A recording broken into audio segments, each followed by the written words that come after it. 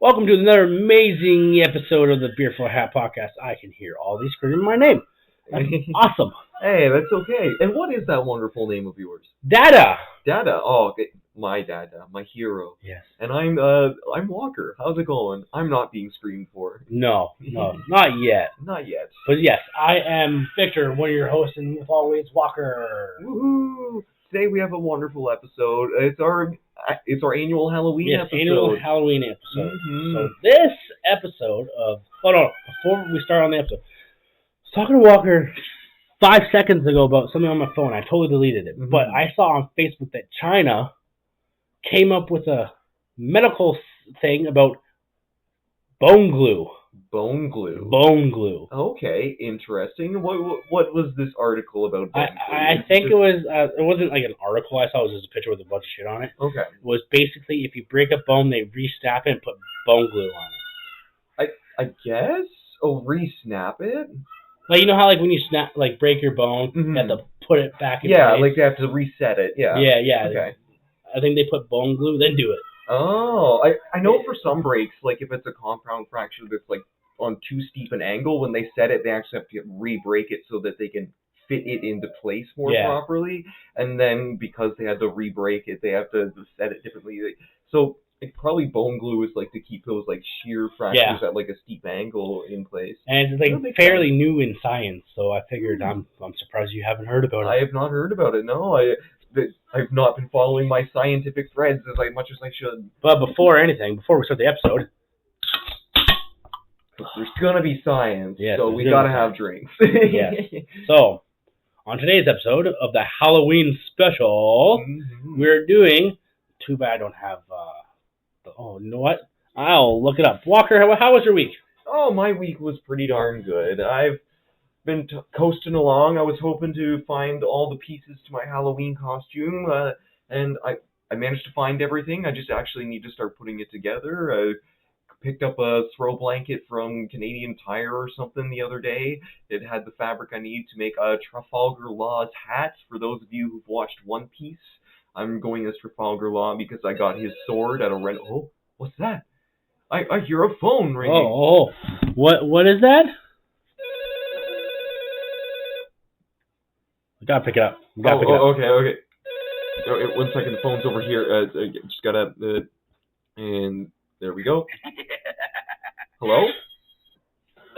Oh, I didn't do the audio. Okay. Oh no. Oh. It didn't do it. What's your favorite scary movie? Yeah, it's a pretty mid impression. Ads. Don't listen to our beautiful voices instead. What's your favorite scary movie? There we go. Yes, today's episode, we're doing our top 2 favorite scary movies. Because you know what? The horror genre is pretty wide. There's kind of big thinker type scary movies like Annihilation, where it's more like psychological horror, you're afraid of the unknown, and there's straight up just the killers chasing you classics like Friday Nights at Freddy's or stuff like that. For history, actually horror was like books beforehand.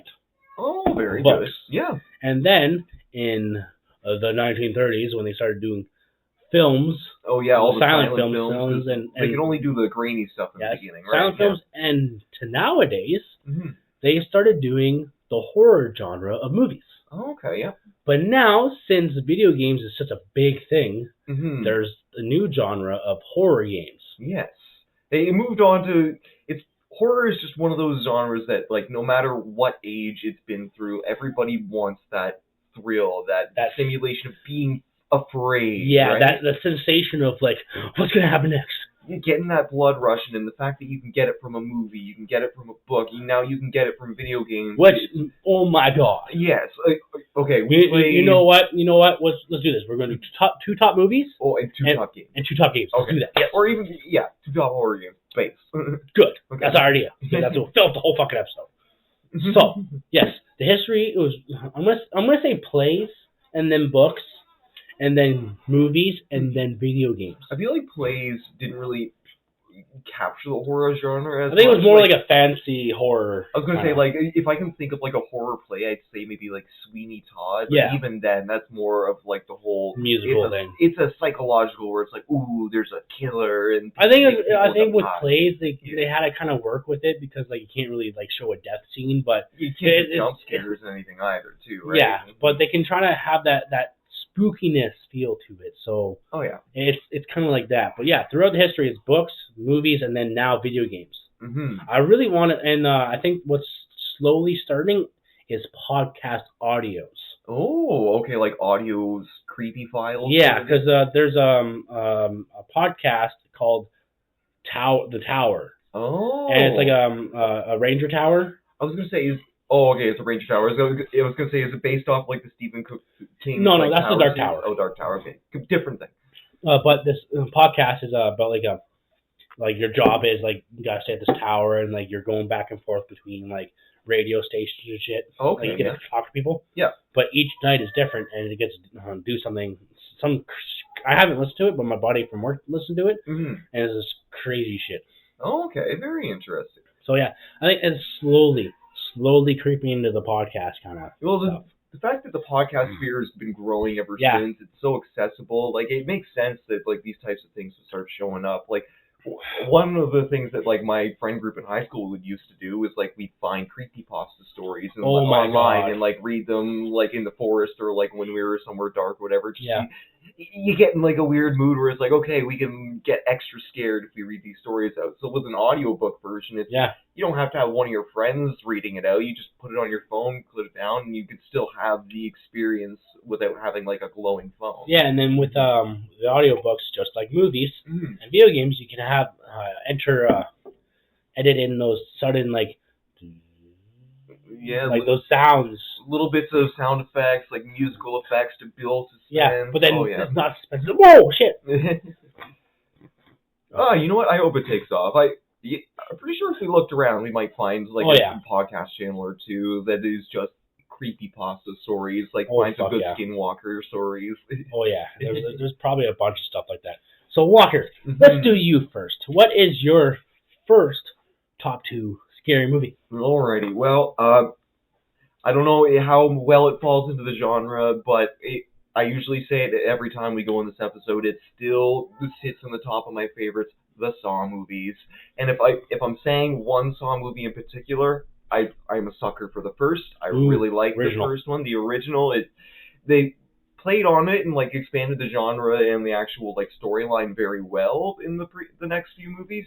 But the first one just feels so authentic, so original, and for me, like the Saw movies, just they stick to me as a horror movie because the whole time their solutions were there, and it was the fact that they were panicking and freaking out that made them more uncooperative. It made them fail the puzzles. It's the psychological horror of like when you start to panic, you lose control even more than you might have already lost it. Yeah, and it's the feeling of like, what the fuck am I gonna do? Like, Mhm. how am I supposed to get out of this at the time where like, because in Saw, he gives you a time frame. Oh yeah. He gives you the fucking answer in front of your face, but since there's the time frame, you haven't meant to realize where the fucking key is. Mm-hmm.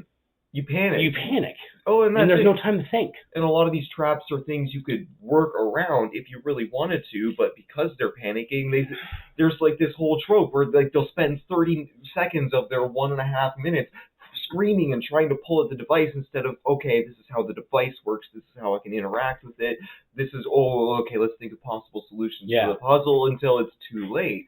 And then some of the Saw movie traps get like crazy absurd near the end, but like I forget what one it was. It was like the 2 guys, and they had the saws at the end, but there's a big saw in the middle. Oh yeah, and they're trying to fight each other. Oh god! But it's the chick at the top and cheating on them. Oh, I think that might have been in like 6 or 7. Yeah, that's like in front of everybody. Yeah. Oh god. I think after number 3 for Saw, Mhm. it just got more into the killing based side of it. Yeah, because the whole thing with Saw is the first one was the creator, it was him doing it. The second one, it was still him. I forget his name. Jigsaw is what they call him, but he has an actual name.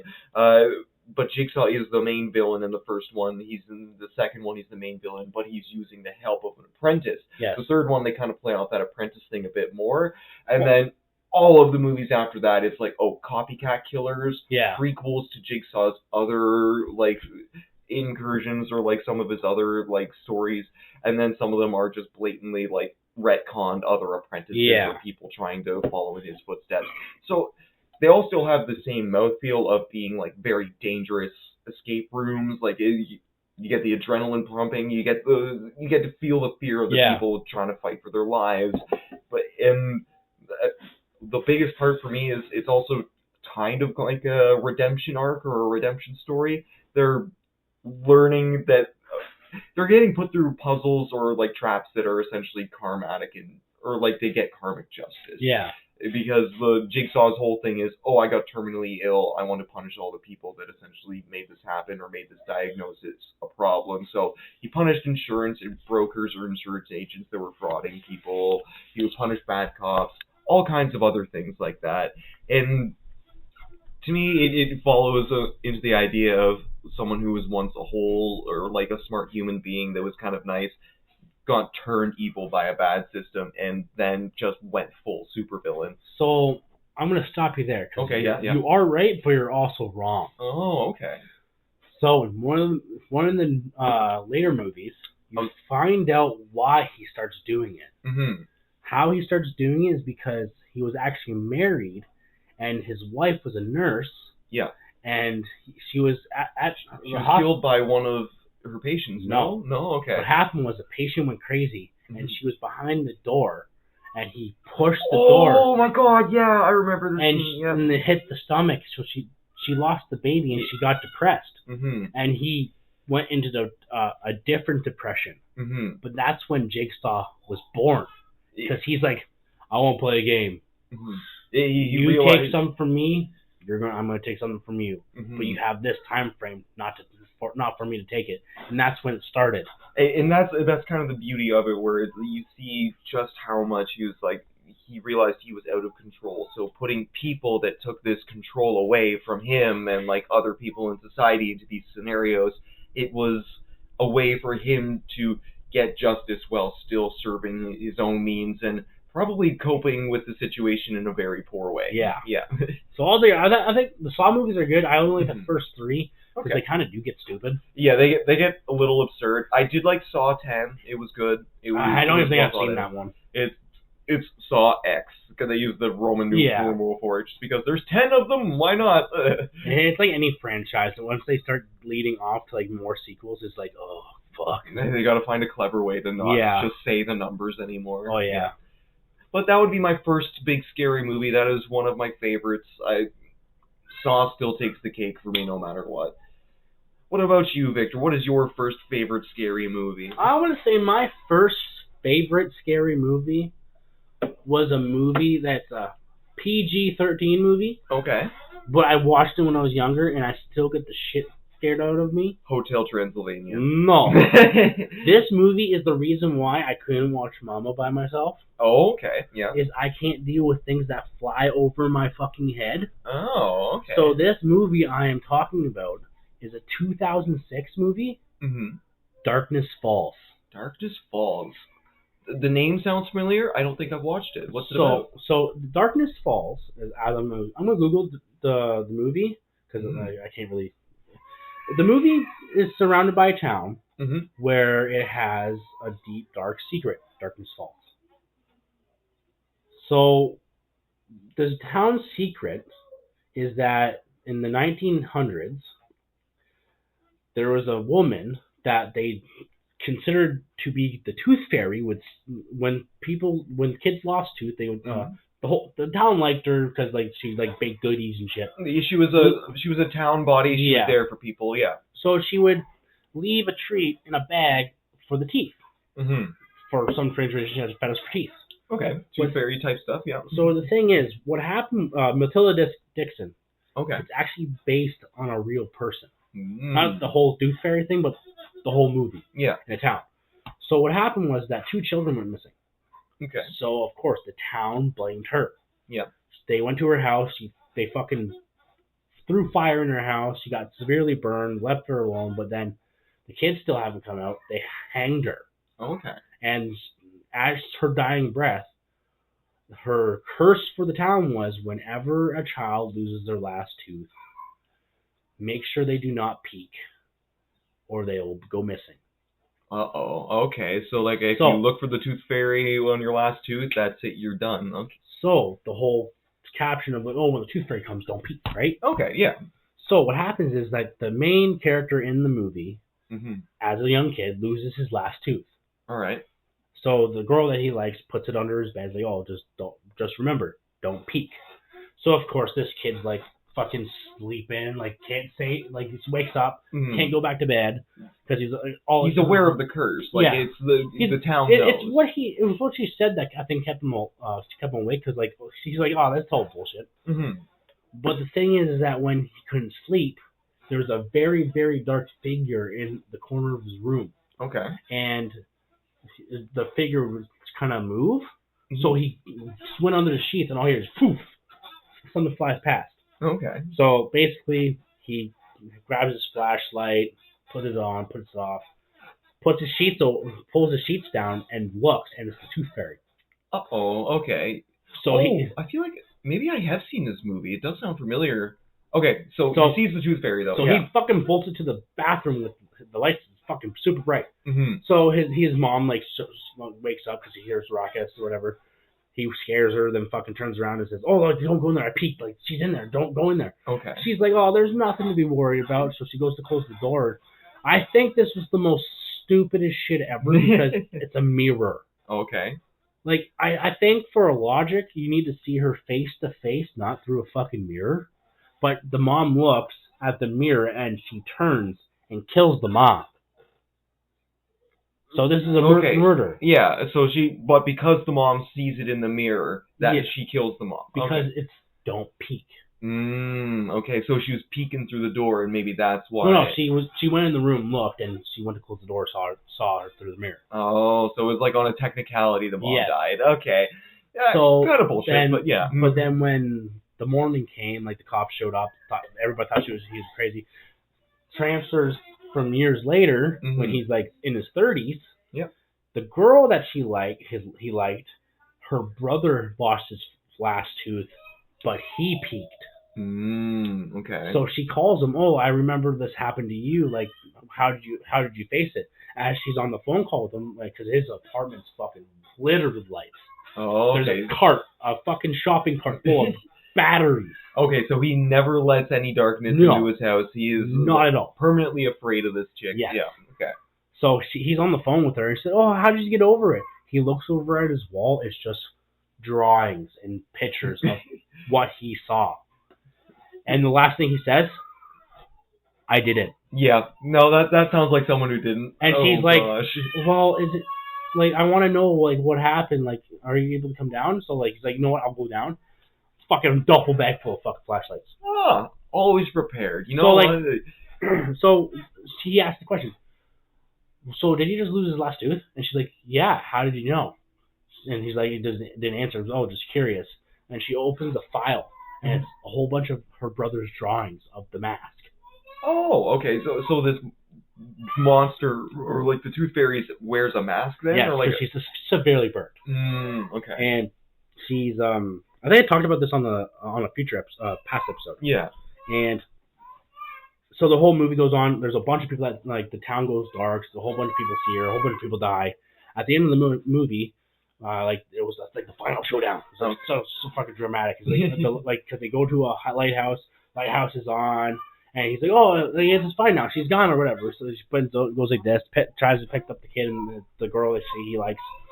But the thing is, the Tooth Fairy grabs him from the back, turns him over. As he turns over, he's fighting, kicks the light, and it's just like there's like sparks going everywhere. Thing is, during the earlier scene, he got like gas on his arm. Okay, yeah. So she's fighting, and she's getting he takes off the mask, so she's ugly as fuck. Yeah, you get to see her ugly form. We're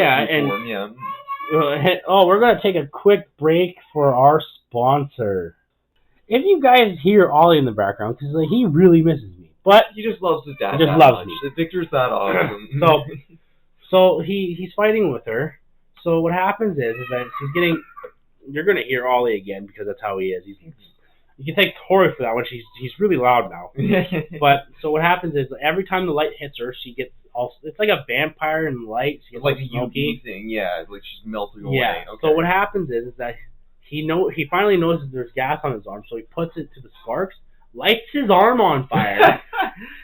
This is the greatest one-liner I gotta say in movie history besides They Live. I'm here to kick ass, chew bubblegum. Yeah. I'm all out of bubblegum. Classic. And he legit turns around, I see you, bitch, and fucking punches her, and she sets on fire. That's hilarious.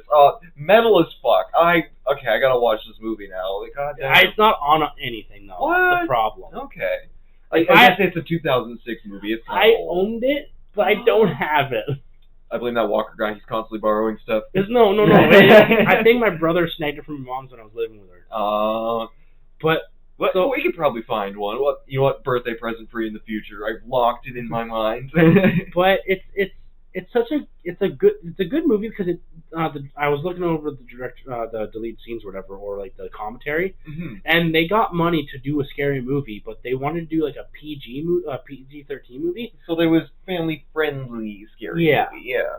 But it freaked me out so badly as a kid that when I went over to a sleepover, I woke up crying, and my best friend's mom legit hugging me. I thought she's gonna get me. Like I was fucking bawling. God damn. It had me so fucking scared. Man, I can't say I've had a horror movie get me that scared, but like I've definitely had a few little horror stories that have kept me up over at night. But you're talking to a guy that grew up on horror movies.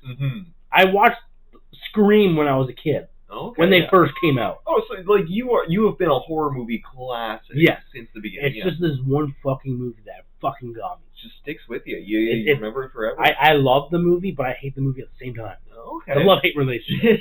It's the reason why, because like when things are like over my head, I fucking just nope. I'm done. Nothing's allowed to fly over top of me. It's the Drax. Nothing's allowed to go over top of me. Yeah, I can't. And like I was with the ex at the time, and we watched the movie Mama, which is I've seen the Mama. Yeah, it's a very good movie. It's pretty good. It's good because like it's got a good story, got good acting in it, got a couple good actors in it. Good amount of jump scares too. Like it's freaky enough, but at the same time, the story of it's fucking good. It's a really fleshed out story. Like near the end, like you kind of feel for the demon, right? Like she's not purely evil. She just wants to protect the kids. And then when me and the ex went to go see this movie, I told her, I'm gonna be holding your hand through this fucking movie. And every time there was a jump scare or like the thing was flying and shit, I would squeeze her hand. She'd tell me to stop squeezing. Mama was a good movie for like just genuine scares because like they were out of nowhere and like she was an angry mama. She was coming for blood when she was in like full action. If you fucked with her kids, then basically a demon that had the mama instinct. Maxed out to the fucking max. Quality movie. If you guys haven't seen it, like, and want to see a decent I think it's on Disney. Movie, oh, there you go. I think it's on Disney Plus. Good horror movie to watch. So Walker, we're gonna switch it up a little bit. Okay. What is your scariest game you've played? Scariest game I've played. That's kind of hard. It goes a little back and forth. Like I've played fucking 8 Pages. Okay, what's the game? Favorite scary game that you always go back to? Oh, always go back to is a bit of a tough one. Or you have a very, very fond time playing and you would love to do it again. I don't want to say Don't Starve. It's not really a horror game, but it's kind of like the horror survival where you have to deal with monsters. Yeah. But it's a top-down third person, so there's nothing really scary about it, but it always got my adrenaline pumping because like the whole idea with Don't Starve is you had to live in the middle of this forbidden wilderness. You had to find all these cursed objects in order to actually like escape and beat the game. But otherwise there was like monsters, there was horrible atrocities. You had to keep track of your sanity. Otherwise like monsters from like shadow monsters at night would like start to get you and like they'd do damage to you. And it's like they're not a real monster, so you can't even fight them back. You just Don't Starve is kind of the indie game I would always go back to in terms of horror. It's a horror indie game. Yeah, that or maybe Binding of Isaac, but then Binding of Isaac isn't a horror game either. It's more of an RPG. I forget the full name for it. It's a dungeon crawler where like it's all procedurally generated, and like you go through, you find different items. The horror aspect of it is you're fighting different monsters and atrocities that are very heavily linked to motherhood or paternity and the Bible, essentially. Yeah. Those are kind of like the first things that come to mind in terms of my go-to horror games. If it's like a genuine horror game, the one that I've played the most and like actually enjoy is Phasmophobia. Ooh, yeah. I know I can't say it's my outright favorite. It's just one of the ones I actually have and have played apart from Binding of Isaac and Don't Starve. Are you still playing that game? I don't play it too often, but it is still downloaded on my PlayStation. Yeah, I don't have it downloaded anymore. The multiplayer never works. We've tried it 5 times? Yeah, we've tried it multiple times. Like, it's fucking bullshit. We play with our audio settings. We've looked at everything. Like, we cannot get the voice chat to work. It's just genuinely a poor game. I talked to my friends about it too. Like, they said even when it was like originally just on the computer and like they would try to connect, the voice chat almost never worked. Yeah, until they fixed it on the computer. Because me and Jake would play it all the time. It's a good game. Really good games in terms of like the whole horror, like find out the ghost aspect. Not quite my favorite. So Binding of Isaac and Don't Starve they sit equally on my little pedestal there. Well, okay. Mm-hmm. Binding of Isaac is the more popular game, so like probably more people would have heard of that one. It's got a few different DLCs, but the thing I like about it most is it really does have an intelligent outlook on a child's perspectives on what different paternal things or maternal things they experience growing up, as well as their relationship with what religion is. They're afraid of angels and the devil as equally as they would be anything else. Yeah. They see the rules of this religion or this Bible as a very governing thing, but they don't fully understand it. So, you get this item in the game, for example, you get the Holy Bible that grants you flight and then makes you an angel for like a room, and it's like, okay, that's cool. This is what a child's perception of holding a Bible might be. You're blessed with holiness. That's kind of why I like it a lot. You get to see all these different abominations that are related to like babies and death and kind of sadness. It has a lot of intelligent play while also being a very fun, repeatable game. Yeah. How about you, Victor? Ooh, that's a hard one. I've played multiple horror games. Yeah, you've definitely got me beat there. Like, you played Until Dawn. You played a lot of the classic story ones. Yeah, too, right? I played Until Dawn. I played The Conjuring, you have that one as well? Or not The Conjuring. Oh, no, The Exorcist. The Exorcist. That one was genuinely horrifying. That one, I gotta say, I still have it downloaded. I still haven't beat episode 4, I think? Mm-hmm. Or is it 3? Episode 3, I think. But yes, you know what? Yeah. The Exorcist VR Legion game is fucking scary as shit. Oh, it's terrifying. When I was playing it in Victor's living room here, I was swearing. I was scared. So like Tori was laughing at me. Oh yeah. So this game is basically you are a homicide detective that gets a call in the very first episode of the game, because there's episodes. Yeah. Which I bought it on PS4, and then it came back out for PS5, which it came out with all the episodes. Okay. So what you do is you get a call receiving, there's like something disturbance or death at the church. Yeah. You can fucking say that. So just a wee disturbance.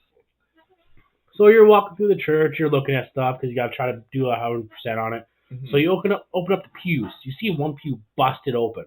Mm-hmm. Okay, that's odd. You don't see that often at a church with a busted pew. Mm-hmm. I wonder what happened here. The priest got like arrested and like people started figuring out that he's touching children or something. Yeah. No. Classic father stuff. But no, you find out when you open the other pew that you can open, you see the priest cut open ear to ear with a pig head on top of him. Oh, yeah. Oh, absolutely gruesome scene. God, that scared the fuck out of me the first time.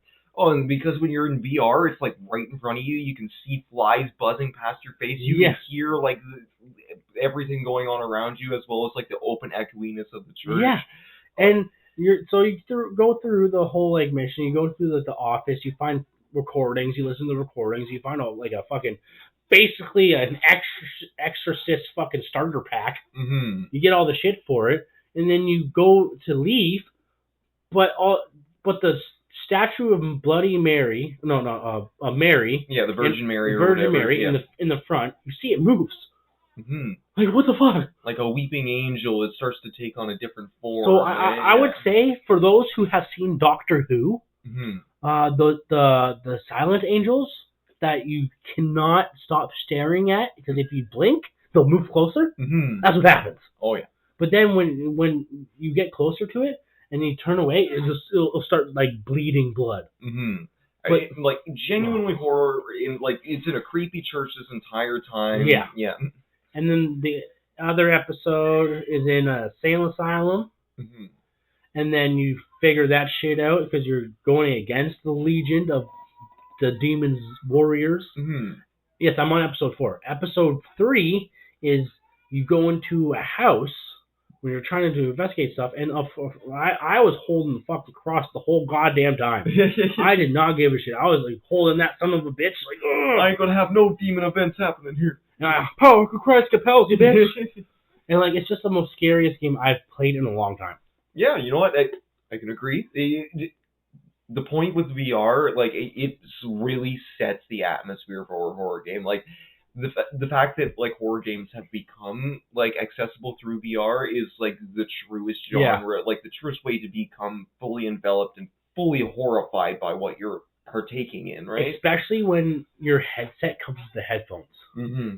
Because if like listening through the TV is okay. Yeah. But if you have the headphones on, you can. Who's ever watching you play the VR still can hear it through the TV. Yeah. But it's just the sound in your. You get the immersive surround sound. Like if you hear something on your right, there's something on your right. Yeah. And it's fucking insane. Quality game. I've only played the part way through the first episode. Oh man, it is. Like I try to play the game, but since I have 2 little ones, I really can't. Yeah. And by the time they go to bed, I'm tired as shit. That's it. The kids eat up all the free time. Yeah.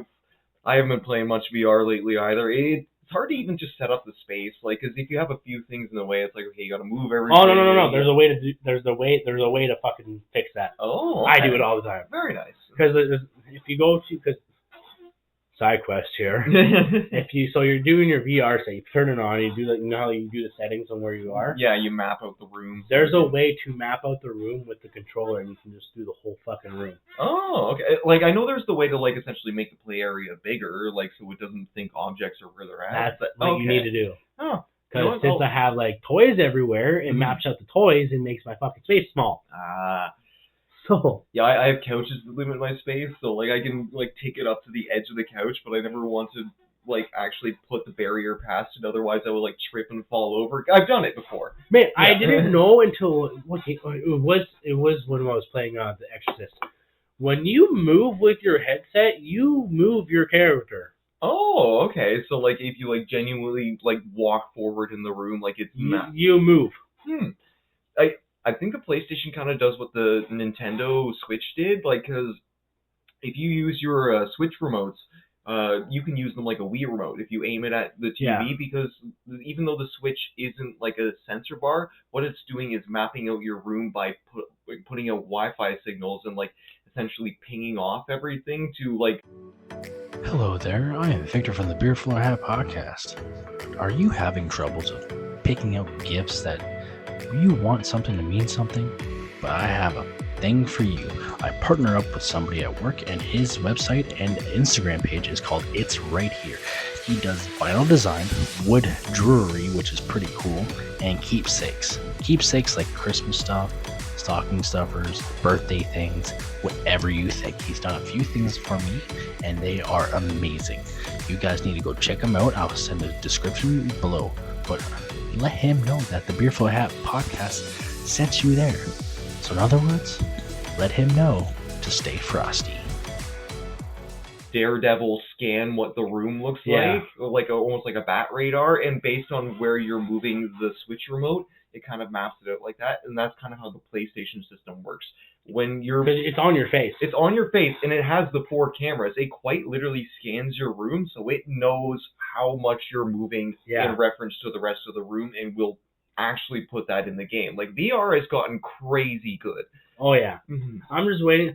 Did you ever hear about the fucking VR where, like, there's, like, 3 prongs, and if you die in your game, you die in real life? Oh, the Nerve Gear is from Sword Art Online. Yeah, I've definitely heard of that. Where, like, why? It roots into your brain. I don't know if it's a real thing yet, but why? That's augmented reality. If we get to the point of augmented reality, super cool, also horrifying. I'm gonna say this right now. If you are a person from that company that actually does that, you better make a fucking reward. Oh, you have this game. There's only one game you play this with, and you survive the whole goddamn time and beat the game. You win like $5 million. That's kind of you need to watch Sword Art Online. I think you would like it. That is basically the entire plot of this anime. Really? It's an anime, yes. Oh yeah, totally. Yeah. But it is good. Demon Slayer. Either way, Sword Art Online, you might like it. The first season is good. Second season gets hyper perverted. Third season, it's anime, so yeah. It's anime. You'll see weird shit no matter what. But Sword Art Online is that exact plot. So if you're looking for something like that, give it a watch. Okay, we'll do that. That's on my list now. There we go. Tables have turned. Whoa! I did it, guys. I found something he hasn't watched.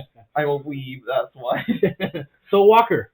What is your second favorite scary movie? I've been putting a little bit of thought into it. Like, not a little bit, a lot. I tried to watch a few movies that I hadn't seen in this past week. So I tried looking for Friday the 13th. Apparently there's multiple different versions. I didn't know that. I still haven't seen it. I know pretty much the whole story of Friday the 13th. I've heard it enough times. Didn't watch it. I don't think it makes my tops, though. I've seen Freddy Krueger movies, or Nightmare on Elm Street. Again, I don't think they're really a favorite. They're a classic. Yes. I'm going to kind of cheat a bit here and say I read a lot of Stephen King books when I was young. I genuinely liked a lot of his horror stuff. And I'm going to say my second favorite horror movie is Christine. I've seen the movie. I've read the book. The book is infinitely better. But I'm just going to say Christine is my movie because it is a great plot.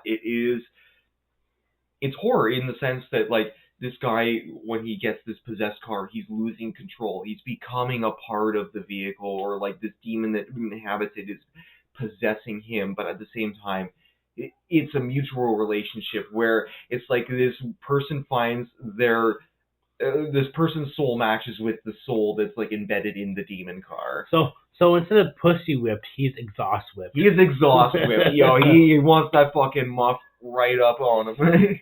I gotta say, that's a good movie. It is a good pull. Like, Cujo was kind of a bit of a close second for me there, but Christine hits it more because it's about the part that gets me the most is it is scary how, like, quickly he becomes infatuated with the car. It's hard. I'm gonna say he's not infatuated. I'm saying what's that word? Obsessed. Maybe? Obsessed. Yes. Like, the car becomes his whole identity. Like, he works a little bit in the shop beforehand, but then when he gets the car, like, he's entirely focused on it. A fucking nerd turns into a fucking, like, car guy, and, like, he's like a wannabe Wish fucking Grease guy from Grease. Oh, and that's it. He fixes the car up. He gets her running nice and clean, like, and does a few murders with her, and then, like, cops come and investigate. They find that it's her paint, and, like, the more loves he puts into this car, like, the more it essentially heals herself. It becomes an idea of, like, when somebody becomes so infatuated or obsessed with something, they lose perspective or reality on anything else. And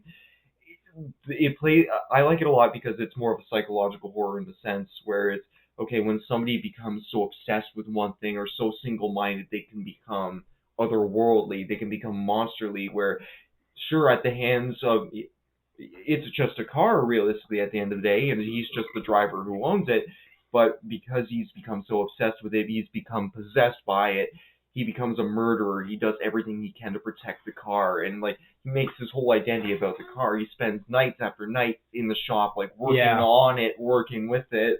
It just goes to show, in a lot of ways, how horrifying it can be to actually become so single-minded or isolated in this one idea or this one thing that you might love, but it's actually a lot more harmful than you can realize. Christine just has a lot of fun little nuances to it, and admittedly, the name Christine has just a lot of probative value on my life. And the cool, there's Ollie again. But it's a Stephen King book, which I have never read Stephen King's. Stephen King is hard to read. But he's got a lot of good books out there that they're turning into movies. Yes. And have been in the movies that are just really well done.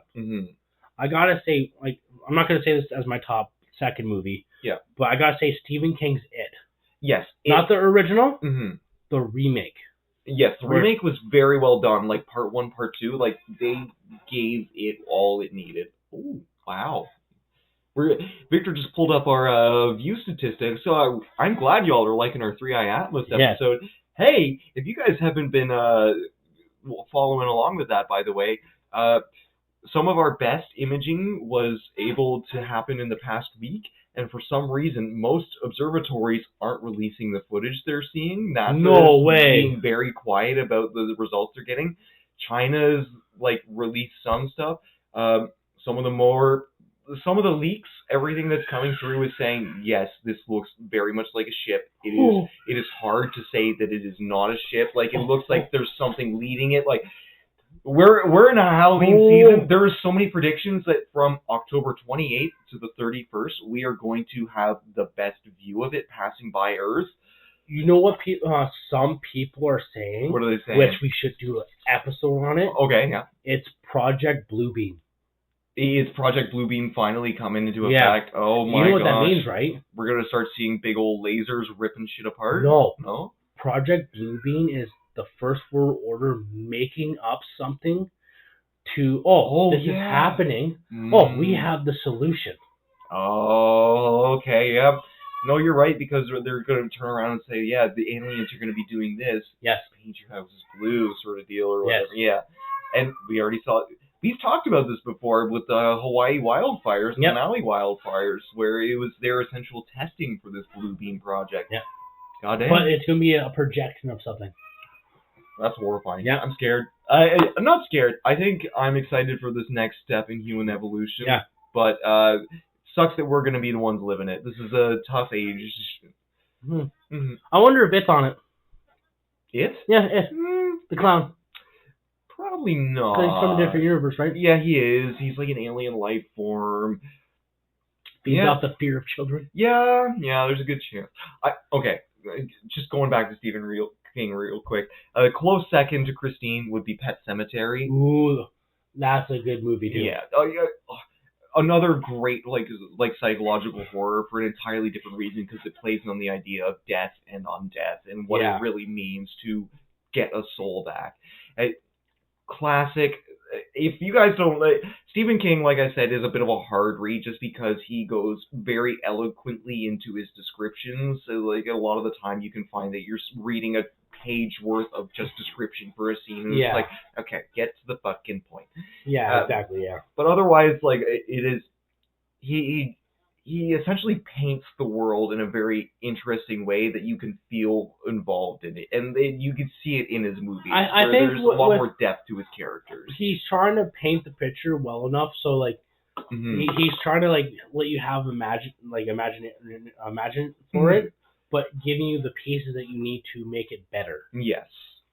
Cujo is one of the ones that I felt was very well paced in terms of the level of description, but there's also a lot more weird shit in that book that they don't include in that movie for a lot of very good reasons. There's just like there's a reason why the ending is totally different. Yes, they kind of have to, because you can't put certain things in a movie. Only if it's an X-rated version. The kids totally don't decide to have an orgy. It's fine. Yeah, anybody who knows, they know. Yeah. Oh god. They're adults, remember? No, didn't they? in the end of the first one, the kids have an orgy too. Nope. No? What? Okay, never mind. Okay, well that's No. it. We kind of just gave it away. I gave it away. That's my bad. No, in the book, apparently at the very end where they're all adults, they have a big orgy. Yep, it's 100% something that happens in the book. They obviously can't put an orgy in a fucking movie. No, unless if it's depending on what kind of movie it is, it makes sense. But whatever. Yeah. Okay, never mind. I'm gonna stop that thought right there. Alright, so But before we go in mine, mhm. they are actually making a TV show. For it? Yep. Welcome Welcome to Derry. Is it going to be like a continuation of the events from It 2 Before. So it'll be like kind of like going over how he's like the reoccurring alien every 13 years. Okay. That'd be kind of fun. Maybe it'll be a good It looks show really to good. And guess who they're returning as it? Oh, good old Pennywise. I forget the actor who plays him, but he did a great job. He's one of the brothers of the guy who played in True Blood. Oh God, I don't know. I forget what his name, but it's a popular actor. Like I've definitely heard his name. And his face, like his eyeball and shit, and his smile, that's actually him. Oh yeah, he's got like the Jim Carrey effect where he can like mold his face to whatever he fucking needs. And like apparently, one scene in the movie where none of the kids have seen him in makeup. Mm-hmm. He scared the shit out of him so much, like he had to break character. Like, oh, you guys okay? Yeah. like. Are you to scare ya? Like, yeah, and he made sure, like, in costume, like, he was, like, all friendly with them before they started doing scenes and shit. Damn. But my second favorite scary movie, it's one of my favorite to put on, and there's 1, 2, 3, 4, there's 6 of them. Okay. Plus 7 with the new one that came out a few years ago. Oh, okay. Paranormal Activity. Okay, interesting choice. All right. So it was way after they did the movie Blair Witch Project, the very first movie of first-person camera. The whole found footage, like when we talk about found footage, Blair Witch Project was the one to bring it to the forefront. Paranormal Activity saw it and was like, "That's our thing. We're gonna make it work." And fun fact, when they were doing their Blair Witch Project, they were filming so much they had to use a code word for them to say they wanted to be out of character because they were in character a lot. Oh. And their code word was fucking taco. That's hilarious. I mean, it makes sense in the middle of the forest and like a survival situation. You're not going to. So in the movie, or in the contract, they had a contract and they had all 3 actors had to disappear for a year. To make it more realistic. Oh, it was a part of the marketing. Like, if you guys look up the whole marketing scheme around the original Blair Witch Project, it was so intelligently done, like, to also make it feel like it was so genuinely real and, like, horrifying. So, Paranormal, I don't know how, like, Paranormal Activity is about, it's hard to explain because it's so good. It follows, the first movie follows 2 couples. Or no, 1 couple. Yeah. The girlfriend moves in with the boyfriend. The boyfriend's like, oh, okay, like, stuff started to happen, blah, blah, whatever. Now, I'm just going to buy some cameras to see if it's just some kids down the street or whatever. Yeah. So the movie goes on about how, like, subtle things, like the door squeaks, moves a little bit, and, like, things kind of go misplaced here and there. But you find out through the whole thing is that it's not just a ghost, it's a demon. Following the girlfriend. Oh, okay. And he thinks it's total bullshit. Yeah, because he's not seeing it. He's seeing like little things on the cameras, and it's like, oh, that's like the wind. But then like he's trying to like find an explanation about it. Yeah. But the thing is, he's doing so much work on this. He actually starts believing it. Oh. Okay. And have you ever seen it? I've definitely seen Paranormal Activity, the first one. I've seen the third one, and I might have seen another one. They kind of blend together for me. Just at a certain point, it's like, okay, it's some spooky stuff's going on. In the end, it's like a bit of a poltergeist that comes to get them, or like it is throughout the movie. The events dramatically scale up. It is like you said, small door movements, small little things, and then by the end, like people are getting dragged out of beds. Yeah. So it's the whole point of they're trying to figure this out, but the thing is, I think the only reason why this movie works so well is because there was really not a lot of music.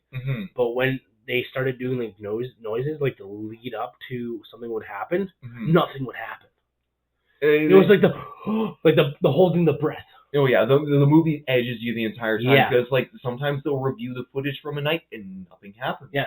And then it's the fact that while they're reviewing the footage, something's going on behind them while they're actually looking at the laptop or whatever.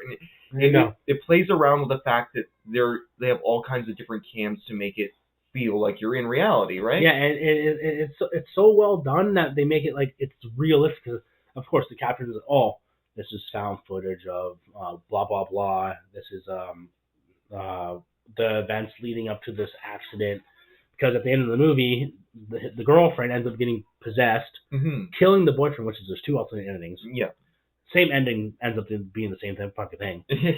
Because the two endings is him getting thrown at the camera. Yeah. And her just looking at the camera and like attacking the camera as a possessed face shows up. And that's like the hard cut. That's the end of the first movie, or like that's one of the hard endings. That's the full on ending that you see. Okay, yeah. But the alternate ending is she throws him. He falls on the ground. She legit goes and smells him. Looks at the camera like she was gonna fucking eat him. Okay. And attacks the camera. Oh, all right. Or it's the other way around. I can't remember. But like, that last little bit of it's coming for you type of thing. Yeah. Yeah. And then Then the second one is about her sister. Mm-hmm. You find out more information. None of the family members in the past had sons. Okay. So they were sacrificing the firstborn sons. So the sister had a husband that got her pregnant that had a son. Mm-hmm. And he's like, oh, I knew that. Oh, I know what's going on. The family like now believing this shit. And he does something to put the possession on her sister. That's why the first one starts happening. Yeah. The third one is when they're kids. You find out more information. And then the fourth one is when the son is older because he gets adopted. Uh-huh. So the aunt finds him, kills the family or whatever. So the fifth one is like has really nothing to do with the original one. Mm-hmm. But you end up finding out because in the first one, at the near the end, you hear a bunch of commotion downstairs, which you have no fucking idea what's going on. Yeah. So in the fifth one, you find out that there's a portal in a door.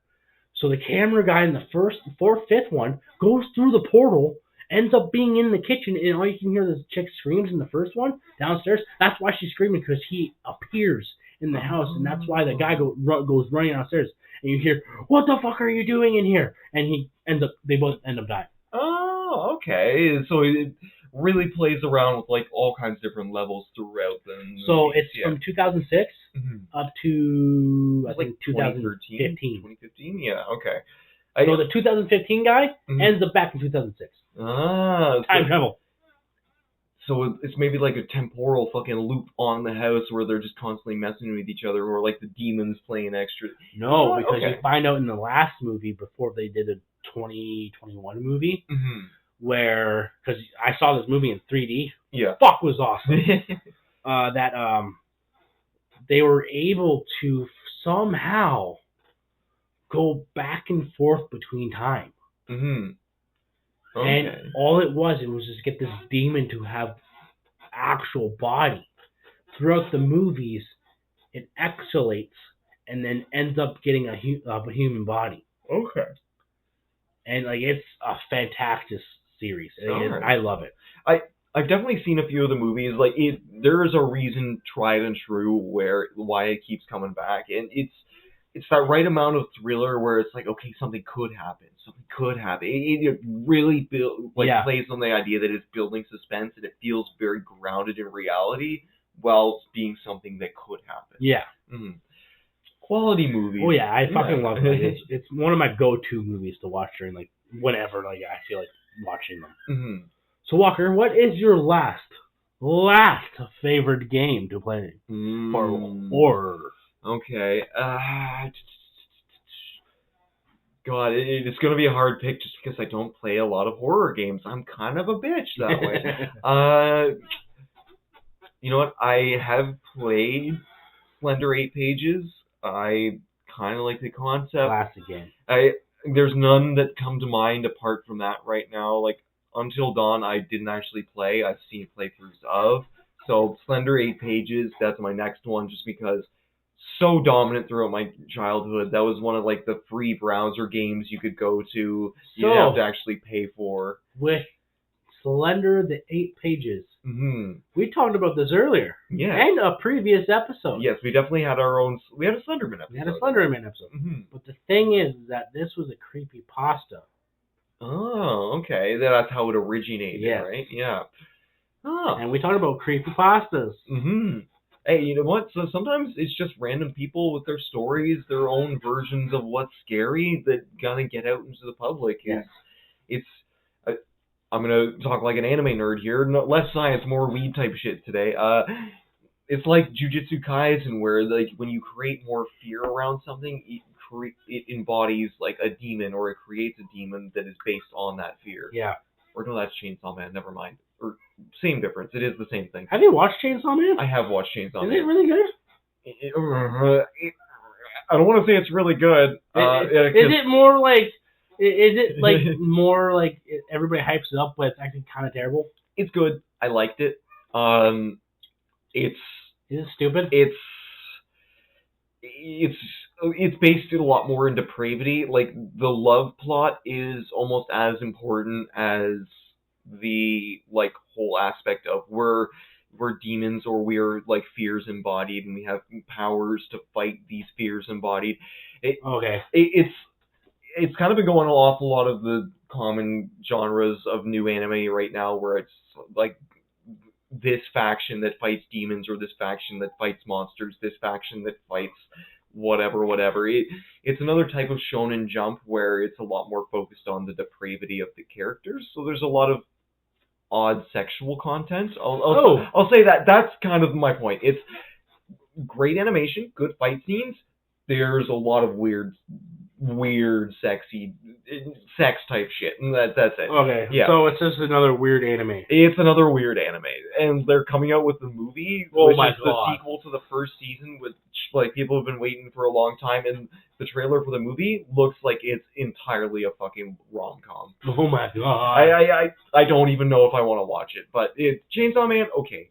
Jujutsu Kaisen, genuinely good. This is the one thing about animes I do not understand. They can legit just throw a whole bunch of shit together and make it work. Mm-hmm. As long as you're on board with what's happening, like a lot of anime can be very fun. Like One Piece, that's an anime where you have to kind of just be like, okay, this is what's happening from day one. Like honestly, how the fuck did they come up with Chainsaw Man? Are they in a board meeting and like they're sitting? Okay, guys, we gotta think about a new anime, Dragon Ball Z, One Piece, all that stuff. It's over now. We need to make something new. Okay, we have one man. What is it? Can he have chainsaws for hands? Okay, we do one better. He's got chainsaw for hands and he's got a chainsaw for a face. Okay, what are we gonna do with the love interest? Yeah, it's got a love interest and it's very weird and sexual. Okay, that's the main plot of the whole fucking show. So what kind of monsters are you gonna? He's not gonna have monsters. That's just not people just doing the really weird things. And okay, he's gonna have some sort of monster, but not monsters, and just trying to make it work. Okay, what are we gonna do? Is there gonna have food sexual things in it? No. We already did that with Food Wars, but we can try to do a little bit of it. Okay, let's do that. Fuck. No, it's literally that. Anime is repeating what's working right now, and like that's what these new studios are doing. They're just finding old manga. They're saying, "Oh shit, like people kind of like this genre." Boom, anime. Yeah, that's basically it. Too much fan service. Fan service is the big thing. They have a section called fan service. Yuck. Okay. On I had Fun Animation before they got bought out from Crunchyroll. Yeah. There was a thing. It's a genuine section called fan service. Yeah. Yep. I want to say that's uncomfortable, but that is kind of anime. It is one of the most depraved fan bases, just because it's easy to draw. It's easy to draw. Crazy shit. Oh, let's just have an anime of a chick getting fucked by an octopus. Yep. You know what? We're not talking about anime. No. I'm not going to go into all the weird anime that I know exists. But going back to the Slender 8 Pages, he's got tentacles. Yes. Okay, well, that's my second favorite game. Victor, what is your second, favorite horror game? For my second favorite horror game, I am going to say Slender Revivals. Okay. The more refined version. More refined version. More with a storyline to it. Yes. Because I remember when I got it for the 360, Mhm. I had Turtle Beach's headphones. Oh, okay. And I would be at home by myself on my couch in my bedroom playing this game. Yeah. All the lights are off, headphones full blast, Absolutely immersed. immersed in it, and just fucking keep looking over my door because I think someone's there. Fuck, this game was scary as fuck. You know what? But Like- you're trying to find. I think you're trying to find your sister Okay, yeah. or something stupid like that. It was the classic Slender aesthetic where you're walking through Yeah. the darkness, through And- kind of like an odd liminal space. So there's different chapters of the game, Yeah. and the first chapters you find like you go to like his house and like you're going to this house and like you're finding a whole bunch of there's email, voice messages, and you check them and find a flashlight. You go upstairs, you find a whole bunch of shit, and you can go to this girl's room, Yeah. the little girl's room, and you see a whole bunch of shit for Slenderman on her walls. Okay. And Obsessive type Obsessive. stuff. Yeah. And then like you go to this one window and you hear like this. You know how like in the 8 pages your screen would kind of go all Yeah, fucked like up? the fuzzy static type thing. Yeah. that would happen because you look at the window and you see him and poof, gone. Mm-hmm. So okay, let's go investigate like a normal white person. You go out, you go investigate, you go down to like places and like okay, then that mission is over.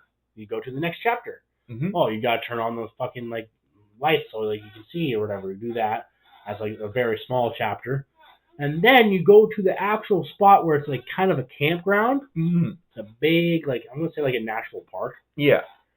and you're basically just fucking finding pages. So it's a more adaptive version. It's the story to what 8 pages was, and it actually has So more there's to a it. section for 8 pages. Okay. But That's only one small part of the game then? one small part of the game. Because Okay. once you start collecting those pages, it's exactly like 8 pages. Okay. You hear stuff, you can hear the static, and you start seeing them. You see him more often, you Yeah, get more intense. But the thing is, when he tries to get you, Mhm. you don't die. Oh, okay. The screen goes black, and then and you know how like in movies where like the camera's running and it Mhm. kind of does like the stop motions, Oh, where like it stop and like you keeps running and then stops, keeps running. yeah. That's what happens because your fucking character's running. Oh, okay. You're running away from him. Yeah. And then you end up being near this fucking like big mountain place, and like you have to go in there. Mm-hmm. You gotta turn generators on Oh, okay. to turn on the fucking elevator. Okay. But when you're doing this, some fucking creepy chick's following you. So it's another version of Slenderman. Yes. type of deal? Okay. But then after you're done with that, you do the exact same thing. But the thing is, you're running through the forest again, and you're going insane because you think the forest is on fire. Okay. So it's different types of fears being put Yeah. into the player's mind while also having that time constraint because it builds suspense in doing that, But right? then you end up being at a farm. Oh, okay. So you're going through your shit. You go to this barn. Mm-hmm. You go in and you see VCR player. Oh, You have to put in the tape. okay. You put in the tape, and it's a video tape of a family at a beach. All right. You're playing the little kid. Oh, the little okay. kid goes off into the woods, Mm-hmm. and you're like, oh, mama, dada. But the thing is, you start seeing these black little lines start to follow you, Oh. and it's Slender's tentacles. Just walking behind you, kind of like teasing almost. Yeah, right? because you're hearing stuff. Mm-hmm. Oh, or whatever he fucking does, lures you in, Yeah. and you see him in a distance, but then he wraps you in his tentacles, Okay. and then like it stops, and then you gotta do some other shit. Then it's all fucked up. It's a fun game though. It's the better version of Slender 8 Yeah. pages. Quite And then literally, they did yeah. a remake of it with new levels in it, Okay. which I bought and never played it. Yeah, it's a fun horror It's game. a fun horror game It to builds play. that suspense, and the fact that there's now actually a story to it definitely it makes you feel more invested, right? It's a little bit story, more, but it's yeah. a stupid story. And unfortunately, that's horror. At a Yeah. certain point, the story has to be a little bit stupid to make it rational or make this whole horror scenario Yeah. seem real, right? But the thing is, that's my top 2 Mm-hmm. of games and movies. Yeah, that's my top 2 as well. We hope you guys enjoyed listening to Art's favorites. Yes. As So always, if you have a favorite or a horror movie, horror game that you really like, please Let us know. let us know on our Facebook, Instagram, Twitter, X, or our email that I leave in the description. Mm-hmm. All at the Beerfoil Hat Podcast. Basically on every single platform, you can find us there. Let us know. We love feedback. We love it. We love seeing that you guys are liking our stuff. Yes, listening we are popping off a little bit. Like, it's fucking amazing. Yeah. Hopefully we can do it and get paid for it. Yeah. So I don't need to work so much at work. Well, it's Halloween season. You guys should all stay safe. Get your Halloween candy. And Victor, most importantly, what should they be doing? Staying frosty.